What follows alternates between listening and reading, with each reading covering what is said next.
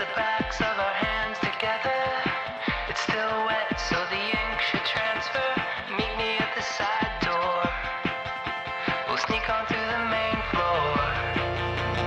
All night, night, let's take a shot. Keep moving and we won't get caught. Take the long way home. Tonight we're free to roam. Everything's gonna be alright. Just let go, enjoy the ride. To the top of the world tonight. We're never coming down. Never coming down. No, we're never coming down. Never coming down. High on life, got a good buzz going. I've got no way of knowing what tomorrow's gonna bring me. Not gonna worry. Everything's gonna be alright. Just let go, enjoy the ride. To the top of the world tonight.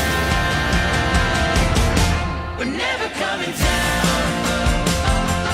Never coming down.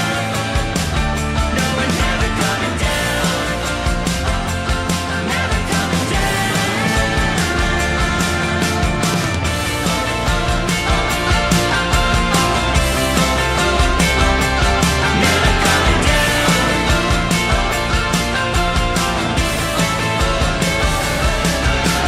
High on life, got a good buzz going.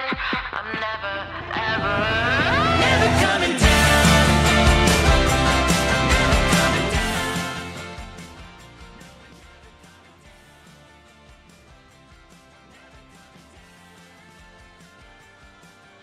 Buenas, buenas. Ahí Never Coming Down es la música que va a estar acompañándonos estos momentos que vamos a hablar un poquito. Acá por el momento... eh, oh, esta cosa no se quedó bien. Bueno, Never Coming Down es una de esas músicas. Primero es gratis, obviamente, pero es para que se distribuya de Summling, así que cualquiera que puede tenerla y comprender ahí. Aquí vamos a hablar un poquito de cosas. Hoy solamente va a ser una prueba. Para que sepa, es para que sepa. Vamos a trabajar ciertas cosas, señores. O sea, todo tiene un porqué, todo tiene una razón, todo tiene un perdón, porque la verdad hay que pedir perdón por todo, pedir perdón hasta porque uno respira. Uno tiene que sentirse también agradecido de que está pudiendo vivir, de que tiene como sus dos piernas, sus dos brazos y demás. Eso es una de las cosas también que vamos a hablar para ver un poquito de lo que hay. Sobre eso mismo también es canciones, cosas y canciones. Entonces algo que vamos a ver es, por ejemplo, hablar de situaciones filosóficas y no filosóficas del día a día, de lo que son las noticias, de las cosas. Uy, vamos a ponerte un poquito para arriba. De las cosas que aparecen y que a uno lo sientan. Algo que es bueno saber que uno está. Ahora, por en el momento, nosotros vamos a hablar de un librito. Todos los días vamos a leer una palabradita. Bueno, o sea, es para que mientras yo voy, porque o sea, yo estaba viendo de que desde hace mucho tiempo ya no estoy leyendo. El día a día, las redes sociales y todo lo demás ponen a uno a que uno no... O sea, a ver si me estoy escuchando. Sí, perfecto. Para que uno se sienta atrapado en las redes sociales. Bueno, las redes sociales me encanta todo lo que es las telecomunicaciones, todo lo que es la comunicación. Bueno, aunque yo no soy muy comunicativo, lo que voy a hacer es que, bueno, me van a acompañar a leer. En este caso, este ya lo había hecho y listo, pero bueno, este libro es el que vamos a comenzar a leer, y todos los miércoles vamos a trabajar en una historia que es la que yo tengo, o sea, una de las tantas historias que he escrito, donde vamos a sentar base de que la hice, de que es mía, de que nadie me va a quitar eso, pero sobre todo para trabajarla y que las escuchen. Después van a tener que por ahí todos en varios capítulos, y bueno, vamos a trabajar para ver si se puede hacer realidad en una miniserie. Que, bah, es todo a futuro, porque todo es a futuro. Hay situaciones que uno va, pero bueno, vamos a hablar un poquito ahora de lo que es la primera palabra. O sea, vamos a tener una palabra todos los días también, que la vamos a mostrar en pantalla. Bueno, ahora mismo no la puedo mostrar porque no tengo esa escena. Se llama dulciacuícola. Perdón. Dulciacuícola. Viene de dulce, del latín agua, y cola. Adjetivo perteneciente o relativo a las aguas dulces, y en particular a los organismos que viven en ella. Sinónimo dulceacuícola. Sinónimos afines es la misma palabra, loco, no me jodas. O sea, pero esa es la palabra del día de hoy, 21 de julio de 2026, la pueden buscar ahí. Vamos a tratar, obviamente uno muchas veces no va a decir eso, pero es hacer información y un poquito de educación, y después entretenimiento y todo lo que es chismerío personal que uno tiene. Bueno, pero una de las cosas que estaba viendo sobre esta palabra es que los cuerpos del agua dulce, esto lo dice el Géminis y otras cosas y otras páginas más. Los cuerpos de agua dulce son masas de agua con baja concentración de sales disueltas que cubren continentes y glaciares. Incluyen ríos, cursos en movimiento, lagos, acumulaciones extensas, glaciares, reservas congeladas, acuíferos y aguas subterráneas. Ejemplos destacados en diferentes partes del mundo y cercanos a su ubicación: el río Paraná, el río Amazonas, el lago Huapi, lago Victoria, los glaciares Perito Moreno y acuífero Guaraní, una de las reservas subterráneas más grandes del planeta, compartido por Argentina, Brasil, Paraguay y Uruguay. Mira que interesante, la verdad que dice que son los ecosistemas de dulciacuícolas, los ecosistemas dulciacuícolas de aguas estancadas, o también llamados idénticos como lagos, lagunas y charcas. Bueno, o sea que usted puede, cuando llueve, por ejemplo ahora que estaba lloviendo acá en la ciudad de Buenos Aires, en cualquier esquina usted puede tener un ecosistema dulciacuícolo. Pero bueno, esos ya pasamos por ahí.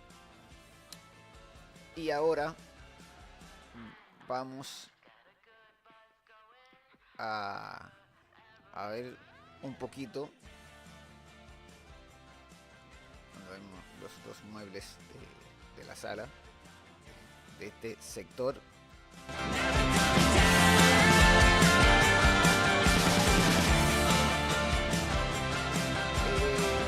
Vamos ahora a comenzar a leer un poquito.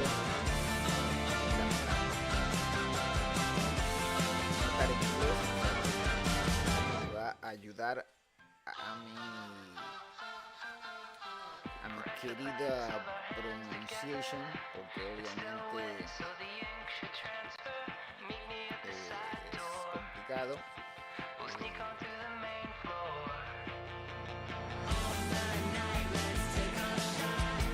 Vamos a hablar con el prólogo.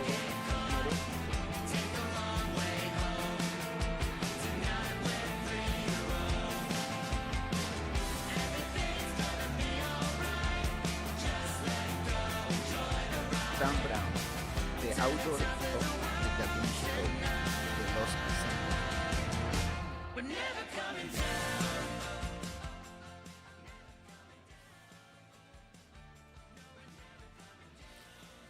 House of the Temple, 8:33 p.m.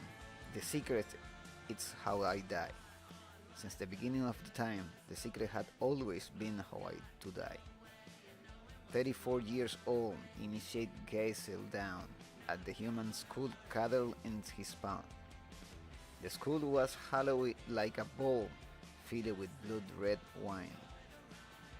Drink it, he told himself. You have nothing to fear for. As was tradition, he had begun his journey adorned in the ritualistic garb of the medieval heretic, being led to the gallows of his loose-fitting shirt scapping open the reveal his pale chest. His left palm leg rolled up to the knee, and his right sleeve rolled up to the elbow. Around his neck hung a very heavy rope nose, a cable tow, as the breathed Khaled. Tonight, however, like the veteran bearing witness, he has risen as a master. The assembly of brothers encircling him, all were adorned in their full regalia of lambskin across self sashes,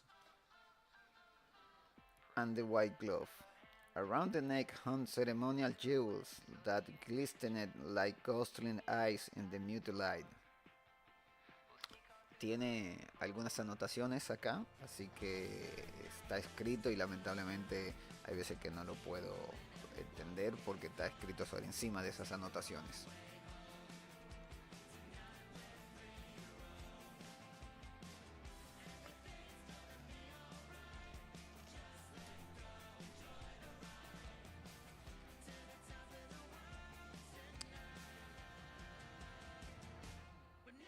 Many of these men held powerful stations in life, and yet the initiate knew their worldly rank meant nothing with these walks. Here all the men were equals, sworn brother, sharing a mystical bond.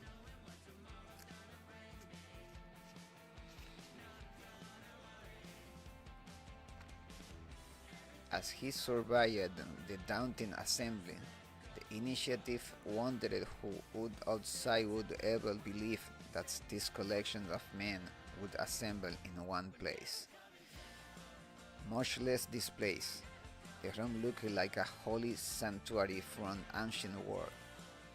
The truth, however, was a stranger still.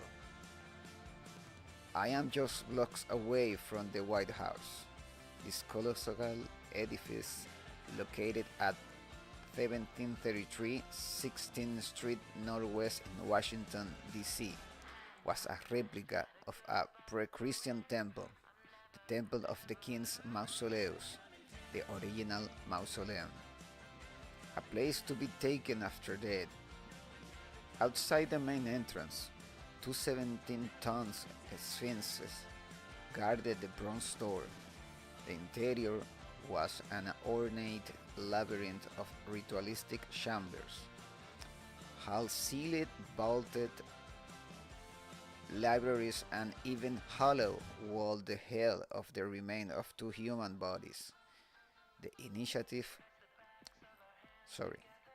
initiate had been told every room in this building held a secret, and yet he knew no room held deeper secrets than the gigantic chamber in which he was currently kneeling with a skull cradle in his palm. The temple room.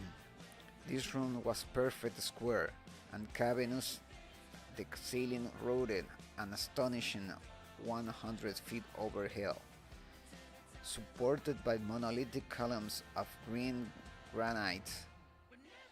A tour gallery of dark Russian walnut seats with hand-tooled piskin and cradled the room. A 33-foot tall throne dominated the western wall, with a concealed pipe organ opposite it. The walls were kaleidoscopic of ancient symbols: Egyptian, Hebraic, astronomical, alchemical, and others yet unknown. Tonight, the temple Tonight the temple was lit by the city of precisely arranged candles. Their dim glow was aided only by the pale shaft of monoline light that filtered down through the expansive oculus in the ceiling and illuminated the room's most startling feature: an enormous altar hung from a solid block of polished Belgian black marble, situated at dead center of the square chamber. The secret is how to die, the initiate reminded himself. It's just time, a voice whispered. It is time. The initiate let his gaze climb, disgusting with robed figure standing before him. The supreme worship's master. The man is his late 50, was an American icon, well loved, robust, and incalculably wealthy. His one dark hair was turning silver, and his famous visage reflected a life of power and a vigorous intellect. Take the oath, the worship master said, this voice, soft like falling snow. Complete your journey. The initiate's journey like a sorry, the initiate journeys like a soul's journeys have begun after first disgrace. On that day, in a ritual similar to his one, the worshipful master had blindfolded him with a velvet hoodwink and pressed a ceremonial dagger to his battered chest, demanding, "Do you seriously declare on your honor, influenced by mercenary or any other unworthy motive, that you freely and voluntarily offer yourself as a candidate for the mysteries and privileges of this brotherhood?" "I do!" the initiate had lied. "Then let this be a sting to your conscience," the master had warned him. "As well, an instant death should you ever betray the secret to be imparted to you." At the time, the initiate had felt no fear. They will never know my true purpose here. They will never know my true purpose here. Tonight, however, he sensed a foreboding solemnity in the temple room, and his mind began replaying all the dire warnings he had begun giving on his journey. Threat of terrible consequence if he ever shaded the ancient secrets he was about to learn. Throat cut from ear to ear, tongue torn out of his roots, vowel taken out and burning, scattered to the four winds of heaven, hair plucked out, given to the breast of the field. "Brother," the gray-haired master said, placing his left hand on the initiative's shoulder, "take the final oath." Steeling himself for the last step of the journey, the initiate shifted in his muscular frame and turned his attention back to the skull cradle in his palm. The crimson wine looked almost black in the dim candlelight. The chamber had fallen deadly silent, and he could feel all of the witnesses watching him, waiting for him to take his final oath and join their elite ranks. Tonight, he thought something is taking place within these walls that was never before occurred in his in the history of his brotherhood, not once in a century. He knew it would be a spark, and it would be given unformable power. Energizer, he drew a breath and spoke aloud, the same word that countless men had spoken before him in countries all over the world. May this wine I now drink become a deadly poison to me, should I ever knowingly or willfully violate my oath. His word echoed in the hollow place. Then all was quiet. Steadying his hand, the initiate raised the skull to his mouth and felt his lip touch the dry bone. He closed his eye and tapped the skull toward his mouth, drinking the wine in long, deep swallows. When the last drop was gone, he lowered his skull. For an instant, he saw the fell of his long growing tide, and his heart began to pound wildly. My God, they knew. My God, they know. Then, as quickly as it came, he felt passive. A pleasant warmth began to stream through his body. The initiate exhaled, smiling inwardly, and he gazed upon the unsuspecting grey-eyed man who had foolishly admitted him in his brotherhood most secretive rank. Soon you will lose everything you hold most dear.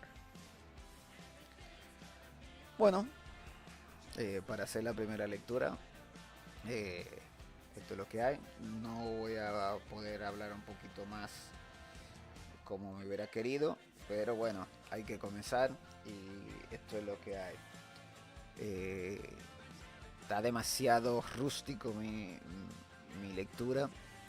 Mi voz también se siente fea con esto. No sé cómo va a ser, no sé cómo vamos a terminar, pero bueno, lo que sí es que esto va a seguir y va a mejorar. Después vamos a tener gente más invitada y bueno, espero que te desaparezca porque bueno, vamos a tener otras cosas para después. Y ahora vamos a poner un poquito en contexto y nos vamos. Hasta mañana. We're never coming down.